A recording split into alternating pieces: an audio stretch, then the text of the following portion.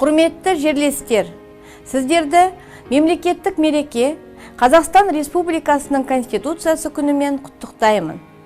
Құқықтық мемлекет орнатып, әлемнің өркениетті елдерімен жан-жақты экономикалық саяси тең дәрежеде қарым-қатынас қалыптастыру, ірі реформаларды жүргізу, демократиялық принциптерді құрметтеу бәрі ата заңымыздың аясында атқарылып жатқан шаруа.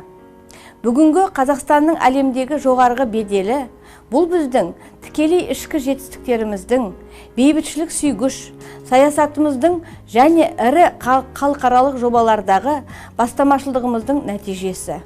Бұл күн бізді рухтандырып, Қазақстанды одан әрі дамытуға шабыт беріп, жаңа мүмкіндіктер сыйласын. Осы мереке күні елімізге азаматтық көзқарас еркіндігін таңдау мүмкіндігін және бейбіт өмірді тілеймін.